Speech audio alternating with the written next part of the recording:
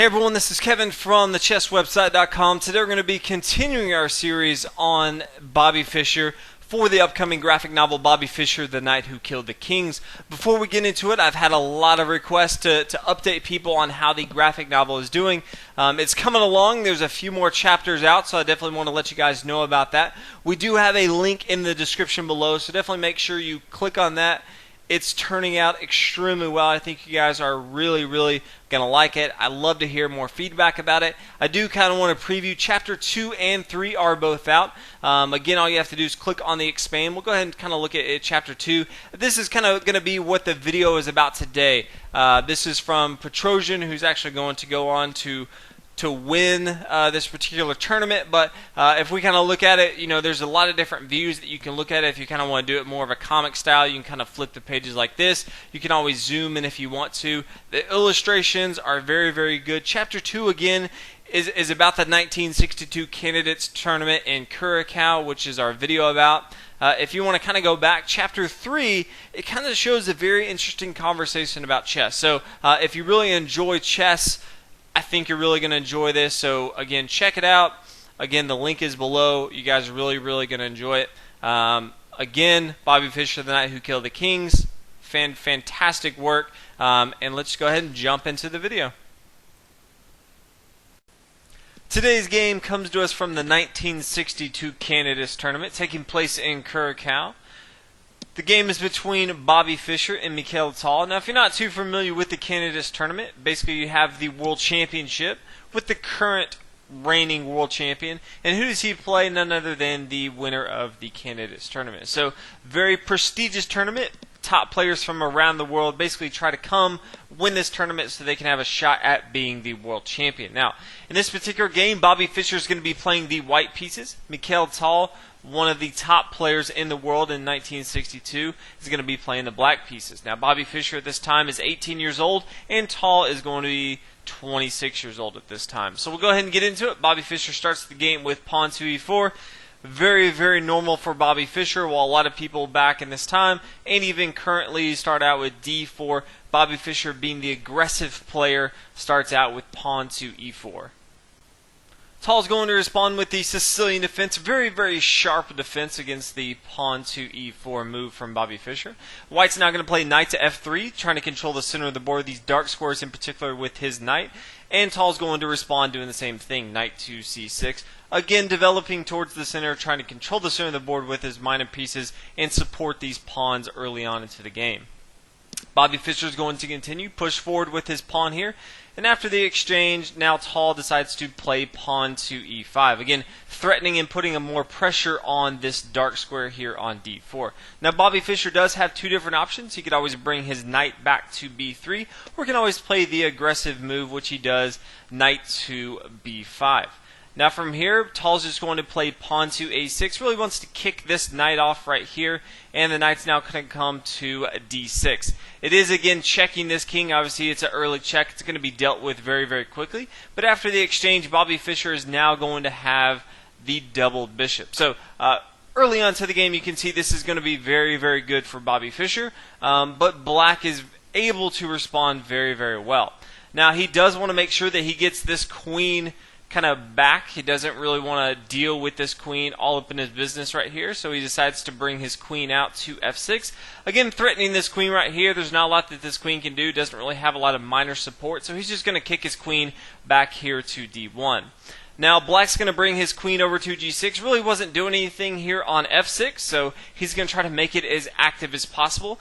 He really wants to make sure that Bobby Fischer doesn't get a lead as far as a development lead or a spatial advantage. Right now, Black is starting to have a small lead as far as spatial and development. You can see Bobby Fischer has all of these pieces back on his first row right here. So he's going to try to continue and be aggressive on the black side. So Tal does play queen to g6, threatening this pawn here on e4.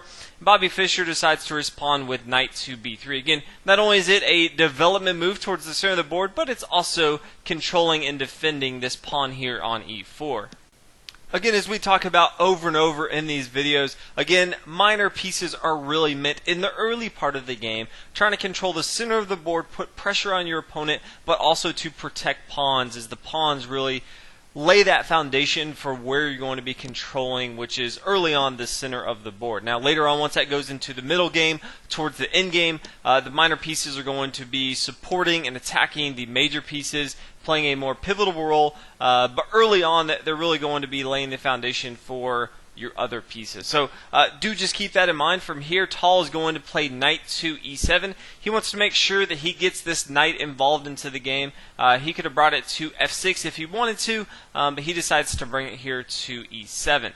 Now the only time you don't want to bring your knight to e7 is if you still have your bishop here on f8. You don't want to block that bishop off, but because that bishop from f8 has already come out into the game, it doesn't really matter now if the knight comes to e7. Also, it's now defending this knight here on c6, so these knights are really playing off of each other. Also, it does allow this knight to control both the d5 and the f5 square, which are very pivotal as White is trying to control those with his pawn here on e4. Now, White's now going to bring his pawn up to h4, basically signifying that he's not going to be castling on the king side. This is, as you can see, really weakening the king side. But, you know, he really wants to make sure that he can get his bishop involved into the game. He does have this semi-open d-file, so he wants to kind of keep that open for his queen right here. It's kind of a passive move right here to bring his bishop to e3. So, obviously, f4 is not going to be much of a help. So if he does decide to bring his bishop over here to g5, he needs to make sure he does have a pawn here on h4 to protect that.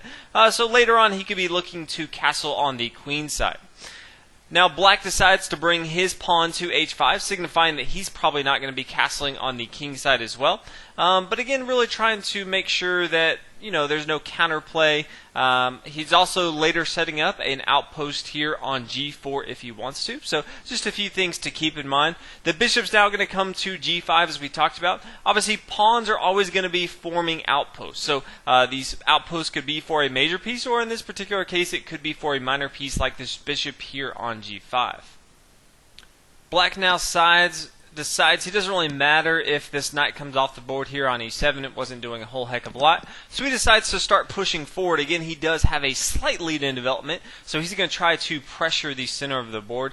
Now, I actually would have liked Bobby Fischer to take in this pawn here on d5. I thought that was a much better move than what he actually played. He decided to take with his bishop here on e7. You know, obviously Black, if he wanted to, could take this bishop back right here. I don't really understand why Bobby Fischer decided to give up his bishop pair here. But, you know, it is what it is. Tall decides instead of taking, he just decides to push forward with his pawn here on d4. Again, putting pressure on this knight on c3, which is defending this pawn here on e5. Now, anytime you're playing, again, this queen is putting a lot of pressure on the e4 square. Now, this knight here is the defender. So, one big thing you always see in chess is you want to remove the defender. So, the defender of this pawn here is right here. So, Black's going to try to remove that defender here from c3. Now, Bobby Fischer has already taken this piece on e7. He no longer decides he wants to get rid of the bishop pair, so he brings his bishop back to g5. And then Black decides he wants to capture. Now, the problem with White's position right here is he now has doubled pawns, and Tall can now come in and take this pawn here on e4. Again, once that defender was removed, then the queen can come in here to e4. Now, if you look at this, Black has a much better position. As you can see, as far as the pawns, the pawns are same, the rest of the material is the same, but Black just has a much more aggressive and established position than White has. White's kind of all over the place. He does have these doubled pawns here. So, you know, again, a few moves ago, while he did try to just exchange these pieces here on e7, probably would have been a little bit better if he decided to just keep this here and then take here on d5. But it is what it is. Bobby Fischer now has to, you know, respond to this queen here on e4. So he brings his bishop to e2, blocking this. Again, trying to develop his pieces.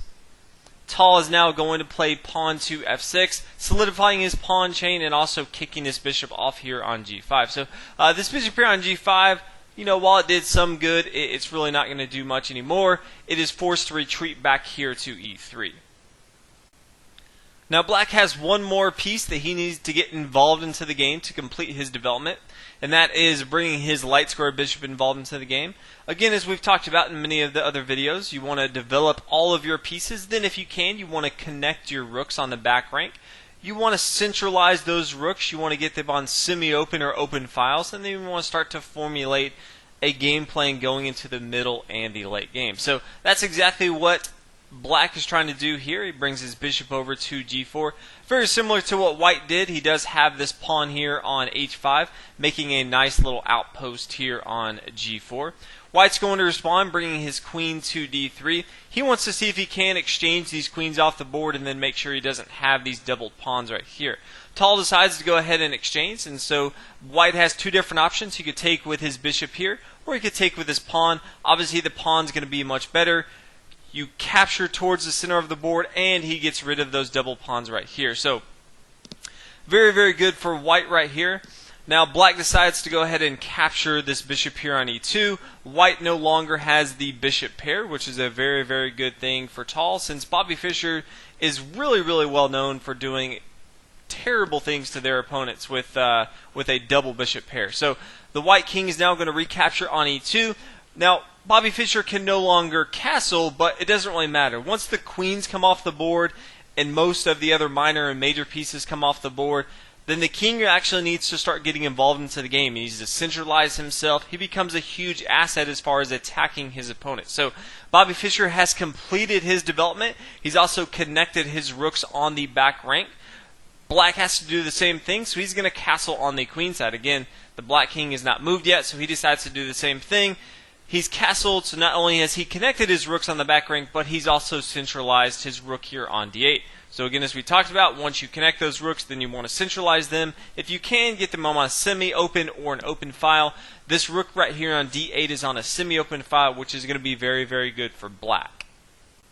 White now responds with rook to d1, again centralizing the same thing. Black's going to bring his knight over to e7 and wants to put it in a much better place. Eventually, he could, if he wanted to, bring it here to f5. He could bring it over here to g6, threatening this pawn here on h4 if this rook here on h1 ever moved. Or he could bring it down to d5, threatening this pawn here on c3. Now, white's going to bring his pawn up to d4, again, threatening the center of the board right here.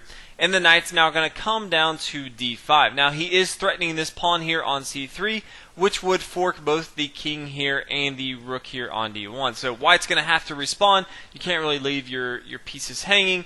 So he decides to bring his rook over to c1. Makes sense. The rook is now going to come over to e8. Again, black's just kind of centralizing everything. Not only is he centralizing it, but you definitely want to have your rooks and your queens or other major pieces on the same file as your opponent's king. Things just tend to go better if you're on the same file as your opponent's king. That's exactly what white's doing as well, even though more than likely he's kind of here to protect this pawn here on c3.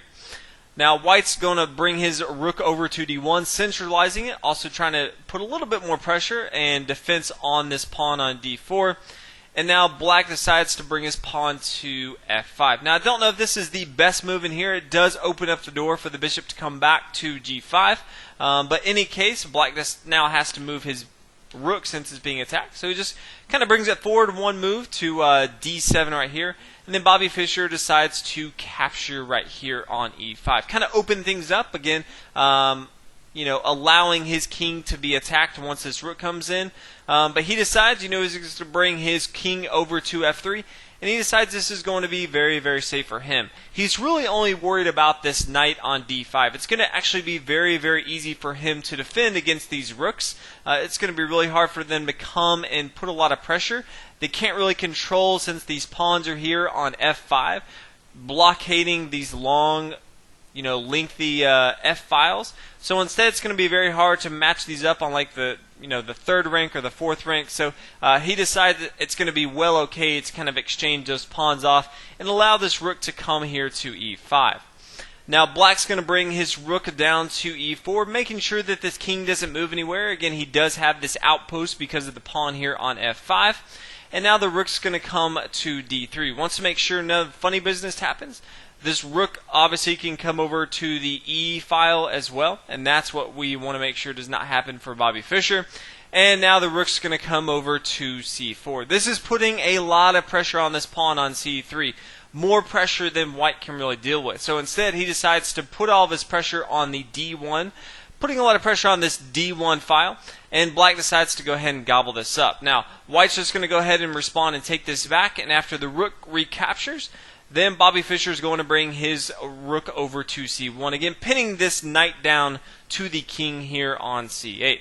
Now if we kind of look at this though, black does have the small advantage. He is up one pawn in material, and he's kind of pinned down this knight. This knight's not doing a whole lot, but again black is up in material. So does have a small advantage, but does need to be careful because his pieces right now are kind of tied up at the moment.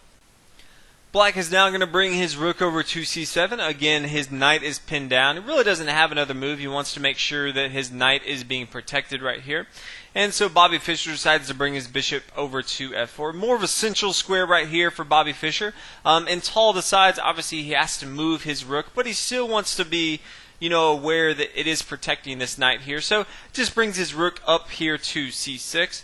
Now Bobby Fischer decides to bring his bishop to E5. Again, just centralizing this bishop, just putting it in a better position every single time. Not only is it still attacking this square on C7, but it's now attacking this pawn here on G7. It also now has two attackers on the knight here on C3. Now, the knight comes back here to D5, and Bobby Fischer responds with rook over to D1. Now, I do think it'd be a little bit better if Bobby Fischer decided just to go ahead and take with his rook here on C6. As you can see here, the pawn's just going to come over and take here on C6, but then the bishop could come over here to G7. This is going to be a very, very good game for Bobby Fischer. As you can see, it's going to be even in material, but Bobby Fischer has the better minor piece going into the endgame. As you've watched him in other videos, if there's two sides of pawns, so there's pawns on this side of the board and this side of the board, the bishop's going to fare much better because he can get to both sides of the board very, very quickly. If it's just one side of the board, if there were, this pawn was gone, this pawn was gone, this pawn was gone, it was pawns only on the right side, the knight actually tends to do better because he can control more squares, but he doesn't have to move from one side of the board to the other. So in this particular case, I give the nod to Bobby Fischer with the bishop going into the endgame. But he decided not to do this, so instead of bringing his bishop, exchanging here on C6, he decided to go and just bring his rook over to D1, attacking this knight again here on D5. Tal no longer wants to have his knight being harassed by this rook here on D1, so he decides to bring it back to F6. And then Bobby Fischer decides to bring his king to F4. Again, later in the game, you want to start getting your king involved into the game. If you can centralize it, you can actually start to put a lot more pressure on your opponent. So definitely a good move from Bobby Fischer. Now, the pawn's going to come to G6. This is done for two reasons. One, black wants to make sure that he does solidify all these pawns. Obviously, this pawn right here on F5 was being attacked, but also he wants to make sure all of his pawns are on opposite colors of Bobby Fischer's bishop. The bishop for Bobby Fischer, as you can see, is a dark square bishop, so Tal needs to make sure that all of his pawns are on opposite colors so that Bobby Fischer cannot attack Tal's pawn. So, it's those small little things that make players a great chess player, but I do want you guys to get better as you watch these games. So, take what you learn here and kind of incorporate it in your own game. If your opponent has a dark square bishop going into the endgame, make sure all of your pawns are on the opposite color. Now, Bobby Fischer decides to bring his pawn to F3, and this is done. Really needs to make sure that he stops this outpost. Obviously, the knight here can come to a nice little outpost on G4. It can also come to an even better outpost here on E4. Definitely needs to make sure that that does not happen. So pawn to F3 does exactly that. Now the knight's going to come over here to D7, attacking this bishop here on E5. And then the bishop's going to come up here to D6. Right now, Bobby Fischer no longer wants to exchange the bishop here on D6. So kind of, blockading some of the moves that Tal has. Now Tal's going to bring his rook down to C2, attacking this pawn here on A2. The next move of rook to c2 I do think is a little bit of a mistake. I actually would have liked to see Tall bring his knight over to b6, as we'll kind of see here in a little bit. The rook to c2 doesn't do a whole lot of good. Bobby Fischer's just going to respond with pawn to g3. He can't really take this pawn here on a2. He's just going to lose too much material on the king side. It's just going to be too much trouble for him. So while this does kind of look like a pretty good move, obviously, if you've seen other videos, you want to bring your rook to your opponent's 2nd or 7th rank, depending on which side your opponent is. But in this particular case, there's just not a lot that he can really do right here. So the rook's going to come over here to e2. Bobby Fischer is going to play king to g5. Now, if you're kind of wondering, sitting there like, Kevin, why doesn't he just take this pawn here on a2? If he decides to take it on a2, he could take that, and then Bobby Fischer, if he wanted to, could play, rook over to c1, and then we'll just kind of go through the moves. He can't really bring, his king to b8. It's being attacked by the bishop. So let's say Tall decides to bring his king over to d8. Then you could have bishop to, c7 check, and then the king could come over here to c8 if you want to, come back here. The bishop could come back to f4 if you wanted to. The king comes back to d8, and then the king is going to capture this pawn here on g6. Now, there's some other variations if you want to kind of go through that, but all in all, the king is going to take this pawn here on g6. If he wanted to, later on, he could gobble up either this pawn here on f5, this pawn here on h5. After that, pretty much he can march all of his pawns up the board. It's really, really going to be difficult for black to really do a whole lot. As you can see, this pawn here on a6 kind of blocks him off from bringing his rook up to a6, putting a lot of pressure on the king. So this rook over here, while it did take this pawn here on a2, now it's kind of stuck in limbo. It can't really get involved into the action, and white's just going to completely dominate the board. So in that particular case, since he can't really take on a2, I do think it was a small mistake even to bring his rook down into the board over here to c2 in the first place. But he kind of corrects that and instead brings his rook back up to e6, attacking his bishop here on d6. Now, the bishop's going to come back to f4. Nice central square. Can't really do a whole lot. And so black decides now to bring his knight up to f8. Now, while he does want to make sure that his knight's being attacked, this knight is just going the wrong direction. Again, it would have been better if early on he brought it to b6 right here. When you're bringing all your pieces back, you're just kind of letting your opponent just come at you, and you're kind of playing defensive, which when you have the lead, obviously black has the lead in material, you never really want your opponent to have all the momentum, which he's kind of giving white right now. White's now going to play rook to d6. He knows he's pretty much has the better minor piece, so he has no problem exchanging the rooks off the board, just kind of getting into that endgame. Tall decides, he's going to start trying to push on the queen side. He's kind of already, given up on the king side, so he does have the slight advantage on the queen side, so he's going to start to push forward on this side. Bobby Fischer is now going to bring his king up to h6. Eventually, he wants to kind of solidify this a little bit more. He does now have another opportunity to bring his bishop to g5 if he wants to. The rook's now going to come back to e2. Again, now he's kind of thinking that, if he can come over and take this pawn on a2, he can start to really push forward on the queen side. He is down as far as an advantage, so he wants to come up with any strategy he can to try to come back and either, tie this game or win this game. White now brings his rook down to d2. Again, he has no problem exchanging the rooks off. He just wants to make sure that this pawn right here kind of stays, because now this pawn becomes a little bit more important. Now, and that pawn's only more important because this knight on f8 is protecting this pawn on g6, which, as we talked about, that's what was going to be the problem before. If you guys were wondering what the difference is now than it was before, this knight here on f6, or excuse me, on f8 is the big difference. So the rook's going to come back to e7. Tall is not ready yet to exchange pieces. He still kind of wants to have some initiative going. So the bishop's now going to come to d6, pinning this rook down to the knight here on f8. The rook's going to come over to h7.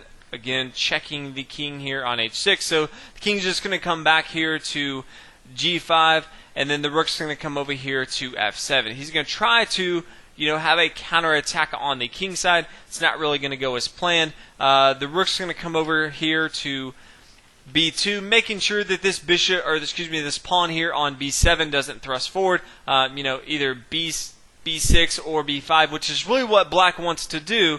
Trying to get some sort of attack going, can no longer really do that. Now the pawn's going to come forward to f4, kind of a sacrifice. The bishop's going to gobble that up, and now the rook's going to come down to f5 and check the king. But no worries, the king's just going to come back to h6. And it's just going to pretty much dance back here. It's going to come g5 and h6. And while this knight here on f8 is protecting this pawn on g6, again, early on in the game, you want your minor pieces tied down, protecting your pawns. But when you get into the late game, you no longer want your minor pieces. You no longer want your major pieces. Their sole duty is just protecting your pawns. That pretty much takes away all of their initiative. So this knight right here is not doing a whole lot except protecting this pawn. So can't really get involved into the action and attack this king. So this king is free just to kind of move around where he wants to. From here, black's going to play pawn to b5. Since he does have this rook here, he can now play the pawn here to b5. And now the bishop's going to come up to d6. Again, always centralizing this bishop. He can now come to both sides of the board if he wants to, making sure that this pawn doesn't get too out of his comfort zone. And now black's going to play pawn to b4. So if you kind of look at this game, you can say, okay, well, both sides are equal in material, but the problem is white has a huge advantage. He does have the much more active king. This king here on c8, it's not doing anything. It's not really threatening anything. It's just kind of sitting out there. White can really attack it at his leisure. Tall's not doing very much. He really doesn't have a strong initiative. While Bobby Fischer is white, at any given time, he can start to gobble up, pieces and pawns on the king side. And one of his minor pieces here on f8, again, is not doing a whole heck of a lot. So, really, Bobby Fischer has a great opportunity going into the end game. It's just a matter of execution, which is one thing Bobby Fischer excels in. So, from here, white decides to bring his pawn up to g4. He's again starting that attack on the king side. The rook's going to come down and take here on f3, and Bobby Fischer plays pawn to g5. This is pretty much solidifying this pawn here on g6, which is what we talked about, really keeping this knight here on f8. So from here, the knight's going to come to e6, which is good and bad. He does need to activate his knight, but the only problem with that is he now opens the door for this king to come on g6, and now Bobby Fischer has a pass pawn on g5. Now, the rook's going to come over to d3, attacking this bishop here on d6. The bishop's again just going to centralize here to e5. The rook's going to swing back over, and the king's going to come to f5. Not only is it protecting this bishop here on e5, but it's also allowing this pass pawn to push forward. If you know anything about chess, if you have a pass pawn, there's only one thing to do with it, and one thing only, is to push the pass pawn. So Bobby Fischer's initiative right now is going to be passing this up here to the g8 file. So from here, the knight's going to come back to f8, and the rook's going to swing over to g2. Not only is the rook protecting this pawn here on a2, but you also want to have your rooks on semi-open files, and you want to put them behind your pawns as you push those pawns forward. Now, the rook's going to come up to f3, again checking the king here. It's not going to do a whole lot of good. The bishop's just going to come back here to f4, and the king's going to try to get involved now. Why it took so long for the king to get involved, who knows, but a little bit too late. The pawn's now going to start to push forward. Now the knight's going to come back here to e6. Bobby Fischer is just going to continue to push forward. He doesn't really care if the knight takes, because he's going to be now up in material, a rook and a bishop to a rook, which isn't really going to go very well. So instead, Tall decides to go ahead and take the bishop here. And then the king's going to come over, and now the rook's going to come up here to f8. So after the pawn takes and promotes to a queen, then after the knight takes, Bobby Fischer obviously has a winning endgame here. Rook is always going to excel against a knight here, especially when the knight's not really involved into the action. The rook can just swing all over the board, especially since there's two sides. It's just going to be too hard for Tal to do too much right here. So the king's going to come to d5, centralizing the king. The pawn's going to come to a4. There's not much he can do. The rook's going to come up here to g7, checking the king. Again, this is really forcing this king right here on d5 is forcing the king to move back. Obviously, he can no longer come to c6. He can no longer come to e6 or d6. So, great little move. Obviously, if this was on the back rank, it would be checkmate. So this is kind of what it looks like. But in this particular case, it forces him to go backwards. So after he comes backward, the king's going to now come to d6. Not only is this a great move, centralizing his king, but also really allows this knight to go absolutely nowhere. So if he comes to d7, he's going to be captured by the rook. If he comes to e6, he's going to be captured. He can't really come to g6 or h7. He's going to be captured. So black is just kind of sitting there waiting for Bobby Fischer to win the game. So he decides to bring his pawn to b3. Obviously, best case scenario would be for Bobby Fischer to take and then recapture. He would have a pass pawn right here. Bobby Fischer decides, he doesn't even care. He's just going to play his pawn to a3. At any given time, if he wanted to, he could swing his rook over to here to b7, put pressure on it if he wanted to. But here Tal decides to go ahead and resign. Even though he is up, one pawn, Bobby Fischer does have the rook over the knight advantage. So just too much. Great game by Bobby Fischer. I love doing these games because I learn so much from both sides. Both sides had an advantage in the game. Black definitely had an advantage. He kind of gave that up. While he had the advantage going into the late game, he started to get a little bit more passive. Bobby Fischer definitely missed a few opportunities early on into the game. Gave that advantage to Black earlier than he probably should have. But in the end, Bobby Fischer rose to the occasion. Played an extremely, extremely good endgame. So turned out for the best. So hopefully you guys enjoyed this video. Let me know what you think. Also, again, check out the website that we have below.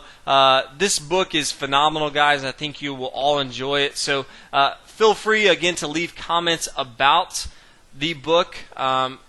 It really means a lot. And again, going forward, we always want to hear feedback about it, what you guys think, what you guys want to see. So yeah, hopefully you enjoyed, and we'll see you guys in the next video.